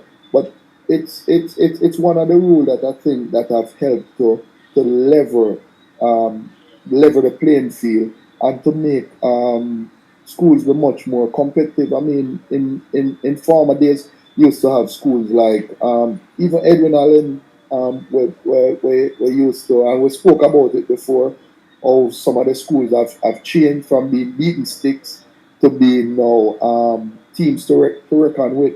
And I think as the quota rule continues, it will make the playing field a lot leveler than it has been, and the games will be much more competitive, which is what we look forward to. There's a part of the three quota rules that personally I'm not agree with it. Um, Okay. I think we need you well the powers that be need to revise the aspect of if a player who transferred from school A last year, but school A was to school B, school A did not enter the competition. So that was Hmm. okay. But this Yeah. year, school A returned to the competition. Hence, that player who is at school B now is affected by that based on the Now becomes a numbers. quota player. Mhm. Yeah, I'm aware of that rule. Um, but as I say, it's a rule that has been in effect, and ISA is an organization of principles. So therefore, they must have looked at it and in the wisdom in terms of control. But I mean, um, I have no real issue with it because as I said, it goes straight across the board. Where as I said, if one school is in the transfer market, for want of a better word, more than another one, it will affect them. It will affect them greater than those who Hmm. just use the natural talent that comes to them. Sir Scott. So one has to do their scouting more with a lot more of this in thought to say, hey, if I bring John Brown, will he be affected by the quota, or am I already have enough quota players? And so might be that player, instead of going to one of those schools where have a lot of resources and players on reserve just waiting to go, will might be get a chance to play. Sir Scott, that rule actually having placed a major disadvantage on the student athlete than so much of the school. I say that because all these rules were put into place to minimize the high level of transfer that schools were doing over the years. And do you think it has worked in terms of minimizing and so a lot more of the what you call it, not the powerhouse schools are are are doing better in football? Do you think it has had that effect? It works for many, or works against many schools, but there are some schools that were very, very smart. And that leads me to the next point. But the fact is, a boy who actually suffered that situation is unable to play for School B because his former school is back now in the competition. Things like that I do not agree with, because it's not the school per se now, School B, Mm-hmm. who have a lot, is actually suffering. It is the poor youngster who want to apply his trade. So I think that Yeah. aspect of it needs to be reviewed. Well, Well, I think if one feels strongly about anything, then one can always put it in writing and explain their cases. And rules are there, but rules are not that they are set that it cannot be looked at and modified. I'm not saying that that one will be, but if there are cases and persons send it and it can be logical, then I'm certain that the powers that be can have a real look at it, and might be they say they'll stick with it. Might be they can say based on the frequency or whatever they can change it. All right. Two more chats and then I go to a very interesting question. RR, yes. Stets and Edunalin at Stets. Yeah, I believe. So you say Stets versus Edunalin was not an even playing field. That's what he's Remember saying. when it reaches a certain level of the competition, there are certain selected venues that will play. So Okay. whether it's Stets or Edwin, and it could be Edwin and somewhere else, but there are certain venues, and also in collaboration with our sponsors and with our host broadcast, that we have to use certain venues that they can broadcast from, and we have the requisite things in place. I do understand that. So, RR again, Al Manning versus Al Da Costa die because of it. Dead out because of one leg, I believe. Oliver Shield only for the town fans. So No, yes, no, no, no, no. The Oliver Shield is alternated. So this year we played it in Kingston. Next year the Oliver Shield will be played in at a rural venue. but for different fans. Similar. Maybe for different fans. No, but it will depend on which is the team What if the team CC? What if competing. CC don't win next year? So the CC fans that in the rural area wouldn't see the official because they won't go. You're not seeing their team playing Um, Oliver Shield. well, you'll be surprised that there were quite a bit a blue at Stadium East on Wednesday. Yes, that's true because those blue teams have fans right around the country. Yeah. We'll leave that. All right, you Smalling. Yes, Nose. Good night. Good night. Good evening to you, Sir Sadi, and your guest, Sir Scott. Respect, Sir Nose. That's man called Alvin Smalling. Tyrone James, Sir Scott. What measures taken towards retaining the noticeable talents? Taken by whom? Taken by I whom? guess by the powers that be, the JFF or the Parish Association. It's more like the JFF because the talent would have been showcased across. Well, we hope that, as I said, the talents will be engulfed or taken up by the teams, whether at the Premier League level or at the level tier two below. So therefore they can get to play a lot of high level football. And also for those who have excelled that much will be part of either the under 17 setup, the national under 17 or under 20. And I'm certain that the coaches have their eyes peeled to ensure that they can capture those talent to represent us at the national level. And the Premier League clubs, I'm certain that come January, a lot of these talent that were in the Manning and the Costa Cup will be playing their skills at their various Premier League clubs. Okay, all right, Sir James, I heard that. All right, remember, people, hit the like button. I'm still short of likes. I've just seen 4 likes. Come on, people, man. Come on. Show me that you appreciate the Saudichress show. I know that there's some level of appreciation because you are here, but give us some more likes. You are there, so make sure so you touch that like button. And if you have not yet subscribed, because not many people in the chat, please do so and you'll be able to participate fully. Remember, we are taking your calls on WhatsApp.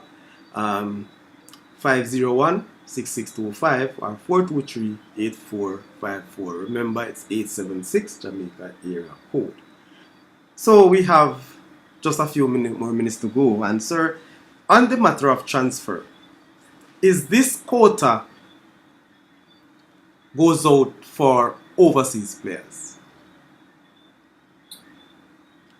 Yes, it does affect. But remember that the overseas player would not be coming per se from a ISA school. And there's a different level of persons who have matriculated to sixth form, it's handled differently. I must state a disclaimer that I'm not an expert in terms of the transfer system, so Okay. I don't want to, to to put the wrong information out there. But I know that persons coming into sixth form that has matriculated to sixth form is different from those who coming into lower into fifth form, etc. All right. But if you send me your question, I can get the correct answer to you. But I don't want to delve too deeply into that because I might go off track. I won't pressure you on that, so I just need the powers that be to come on here one of these nights. Okay, I'll work on that. All right. So, Mr. Scott, we have been talking a very long time. It has been a very, very informative show. I am so happy to have you here tonight. But it is what it is. We have gone almost 2 hours. So we are basically 8 minutes to the end of the show. And we want to say thanks again for you to come in. But how could I leave you out? Appreciate it. Right? There is a noticeable pattern in recent time as it relates to the JFF and the leadership. In recent... You think you're asking the right person that question? Yes, man. In the let me see if I have an answer. In recent history, we have seen 2 JFF presidents come from the parish of Clarendon. In fact, we have had 5 in total. Well, sir, I only know about Mr. Boxell and Mr. Rick. So please enlighten us with the other 3. We had Winston Dawes, Dr. Winston Dawes. Okay, thank you. We have Captain Horace Burrell. He was a vice president of the Clarendon Football Association. Oh, interesting. Princeton Boxell took over from him. Yes. Served 4 years, and then captain was returned after that. And we now have Michael Ricketts. So I think it's 4. So that's 4. I think I'm wrong in terms of 5. So I think it's Dr. Dawes. I think it's Dr. Dawes, Boxell, Captain and Ricketts. All right. So that's a trend. A trend? It's a pattern. No, that's 4 presidents from Clarendon. You are the president of the Clarendon FA. Do you have And do you I have have an no interest to interest serve in being as the JFF. I have no interest in being the JFF president. right now, Now and into the future. Mr. Scott? It would be very difficult for you to respond to say yes no when your former president of the Clarendon FA is still the president of J. And I'm sure you have a good working relationship. So you would not go against. But No, we let's have an say, excellent working relationship. yes, let's say the next 4 years are within the next two. Do we have a general election in time soon? At AGM for our Yeah, presidents? Yeah. we have a voting congress come next year, anytime from September to December. What if Mr. Ricketts decided not to return? Would you put your hat Then in the ring? no, and I don't wear hats. So that's why you need to put it in the ring. No. I can tell you categorically and the straight. I have no interest in being the JFF president, whether there is a vacancy or not. But why? But why? Mhm. One should know their limitations and so forth. So you don't want to to go up the ladder too high and you can't balance it.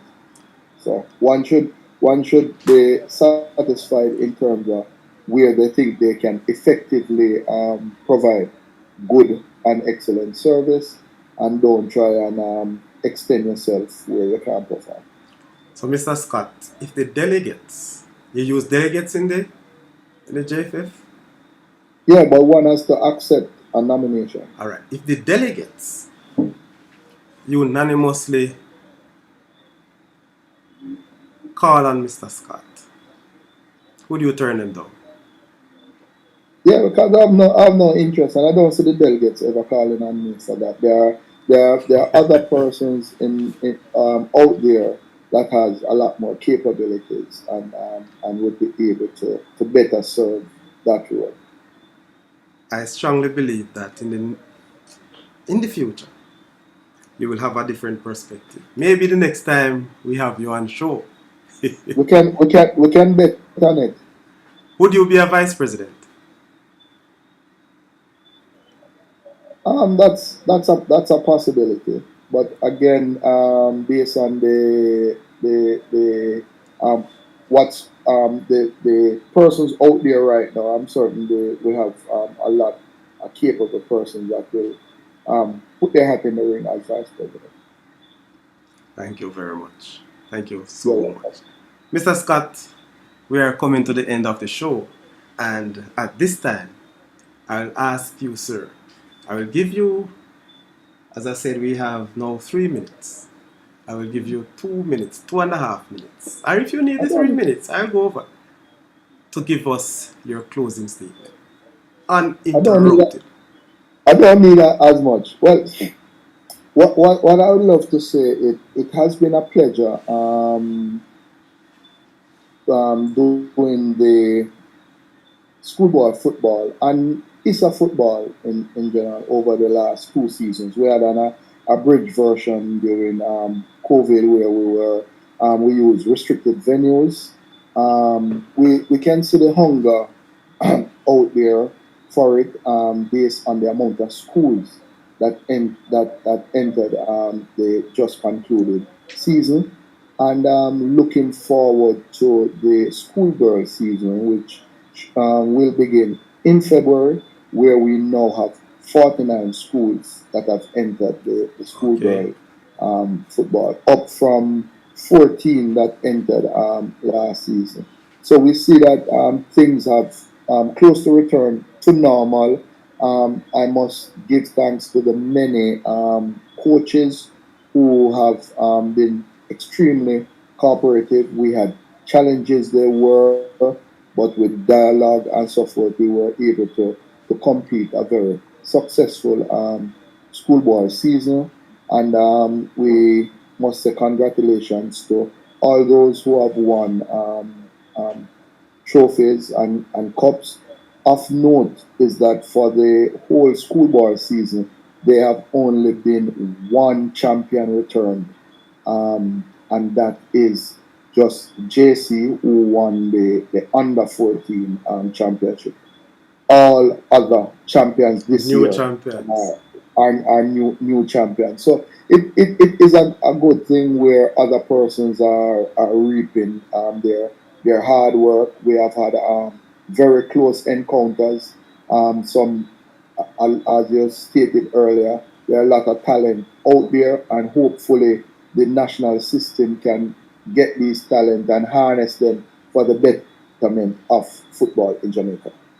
For the parish of Clarendon, I want to say we look forward to, after a lull in competitive football over the last 2 years, to look forward to the upcoming season, which begins in February of next year, where we hope that the clubs will take up the challenge, get registered, get bona fide, and so therefore we can have more clubs competing, hence giving these youngsters more avenues to express their talent as they continue with their love of football. We want to continue the tradition that John Green and Lloyd Plummer started, that legacy we wanted to continue. And so we are trying to rebuild our grassroots program.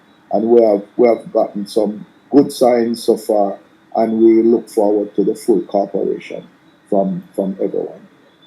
Thanks again, and I really appreciate the opportunity to rap with you tonight. I'm so Thanks, and all the best. I am so happy. But guess what, sir? It seems like I miss a few in the chat. I see some questions just flying for you in the chat, but I'm just gonna read 3 of them so you can just get rid of it and we go home. All right. So what you small is saying, Sir Scott. I'm gonna do 3 and then you just answer them, sir. Sir Scott, is Issa looking to level the playing field, or all teams, or to improve the quality of the teams by the quota rule? So that's one. Secondly, is asking again, is it the latter? Then I personally don't think the rule is working. All right, so RR is saying that to Smalling, I think it was a big boys front, especially the rivalry in the urban schools. All right, that's not for you really. So the last one from you Smalling again. What's he saying? At RR, well, I think it's affecting the quality of the football than I showcase. So those are the 2 questions from Smalling, talking about looking to level the playing field as it relates to the quota. Well, to me personally, I think the quota system is indeed working, where one school don't just stockpile up the quality players because they have the resources and can afford it. But more of these quality players are able to stay at their schools, and some of the less traditional schools have been coming up and doing well. Some of these schools have their talent that has started from initial. So, in my opinion, the quota system has been used to regulate well, and the quota is not only used in football but also in track and field and other sports. So it's not that the quota is just aimed at trying to curtail transfer of players in football, but it's used in other sports also. Again, I said I'm not an expert on the intricacies of the quota system. Alright. So thank you, sir.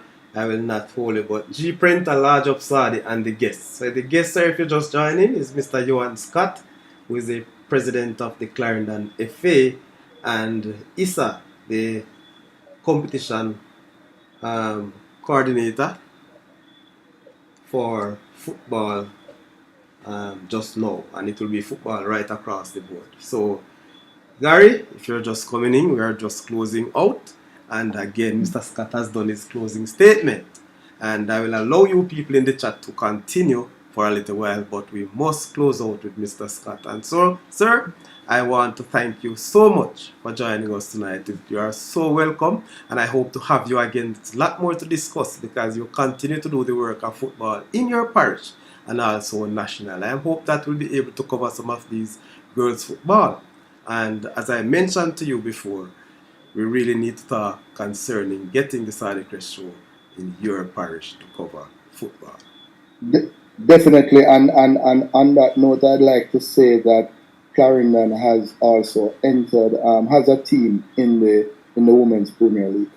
So that's another that we had it in long years ago, Namo, but now we have Very United women's team. So we want to, with the continued growth of not just male football but also women's football in the parish, and more so redound to the betterment of Jamaica.